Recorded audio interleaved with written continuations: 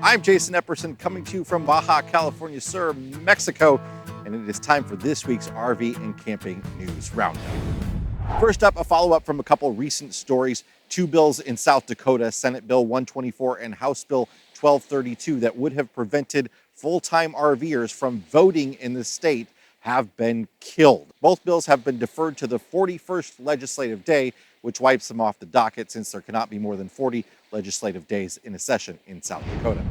Second, I released a midweek update on Starlink. Starlink has increased the pricing of the Starlink RV plan to $150 a month and has dropped the portability option from the residential plan. So you can watch that video to get a full overview of what's going on. But I wanted to add here that it has been confirmed since I put that out that Starlink is allowing those that already have portability enabled on their residential plan to keep it. So if you have it enabled on your residential plan and you want to use it, don't get rid of it. Don't drop it. You won't be able to put it back on. And if you've disabled it because you're not camping right now and you want to add it back later, unfortunately, you are out of luck. According to the February edition of KOA's monthly research report, the upcoming camping season is expected to be strong. The number of active camping households for the month of January increased by over 2 million year over year, a growth of 43% camping in the winter. 26% of campers have already booked some or all of their camping trips for the year. The report also examines how external factors such as paid time off are impacting camping, and around 7 in 10 employed U.S. campers claim that PTO issues are affecting their travel planning. Half of them are saving PTO in case of emergencies or to maintain good standing at their jobs. Meanwhile, 1/3 of campers intend to use their tax refund to fund their upcoming camping trips. The February report also explores camping travel trends such as U.S. and Canadian border travel. While 54% of Americans need more information before finalizing their plans to cross into Canada, 77% of camping Canadians are more enthusiastic about crossing the border this year. The Bureau of Land Management's Royal Gorge Field Office has made a decision regarding a camping and travel management plan for Chaffee County, Colorado, based on the results of an environmental assessment presented to the public back in October. We've been talking about it over and over on these news roundups lately. More designated dry camping sites in formerly popular boondocking areas. BLM will designate driving routes to minimize impact and set up specified camping sites within the 38,000-acre area, accompanied by rigorous monitoring. The installation of fire rings and site delineators, along with increased education and outreach on camping ethics and regulations, is supposed to help manage the increased demand while reducing the environmental impact. An attempt by a 56-year-old man from Wisconsin to hike from the south rim of Grand Canyon National Park down to the Colorado River and back up the other side in one day has ended tragically. According to a statement from the park, the man, who has not been named, collapsed on the Bright Angel Trail below Havasupai Gardens on February 17th at around 3 p.m. The trail is the one that descends from the South Rim to the Colorado River, and it covers a distance of 7.8 miles and a change in elevation of 4,460 feet. Despite the efforts of search and rescue personnel who arrived on the scene a half hour after his collapse, the man was pronounced dead on arrival. Park officials warn against hiking from rim to rim in one day due to the strenuous nature of the trip and the warm temperatures that can be present at the base of the canyon. A man from Minnesota has been fined $540 and banned from all national parks for a year after he climbed into a prohibited ancient cave and petroglyph site located at Joshua Tree National Park.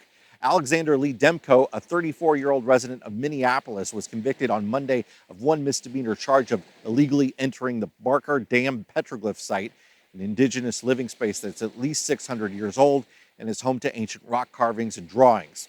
There's a plaque and sign posted at the site warning visitors not to climb into the cave.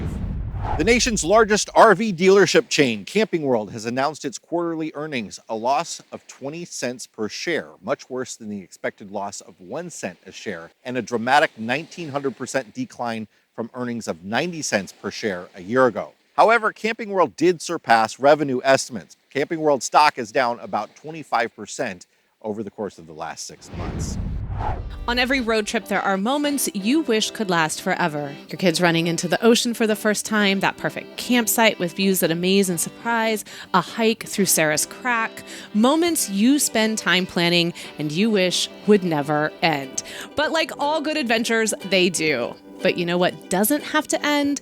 Your Roadpass Pro membership you used to plan that memory-making vacation. Grab your Roadpass Pro membership today and lock in the $49.99 price for life. Featuring some of our favorite trip planning sites like Campendium and Road Trippers and the Togo app for checklists, Roadpass Pro will help you create an amazing RV adventure. Save $10 off your first year with code RVMiles10X and lock in the renewal rate of $49.99 for life. Roadpass Pro is going up in the new year, so if you've been on the fence, now is the time to join and save. Just click the link in the description and use code RVMiles10X to save $10 off your first year of Roadpass Pro. Camping World may be the largest chain, but have you ever wondered which individual dealership sells the most RVs? That title belongs to Funtown RV's Claiborne, Texas location, which sold the most RVs in 2022, according to a release from the company citing data from a third-party source. The Funtown RV chain is headquartered in Fort Worth, Texas. It tops sales in Texas overall and has locations across Texas and in Oklahoma, Indiana, and Illinois. Meanwhile, Blue Compass RV's motorhome specialist location in nearby Alvarado, Texas, was the #1 seller of new motorhomes for the 10th consecutive year in 2022. Texans buy a lot of RVs. Finally, camping app The Dirt has released a list of the 10 hardest to book public campgrounds in the United States. At the top of their rankings are a pair of Yellowstone National Park gems in Wyoming, Slough Creek and Mammoth campgrounds. Both were 100% booked solid for the entire season last year. Third was one of our favorites, 7 Points in Nashville, Tennessee, which was 99% full, followed by Utah's Fruita Campground at Capitol Reef National Park and the South Campground at Zion. I'll link to the full list in the comments where I'd love to hear about your favorite hard-to-book campground. That's it for this week's RV and camping news. Thanks again for being here. Hit the like button if you got something out of this video. Hit subscribe if you want more like this, and we'll see you on the next one. Bye, everybody.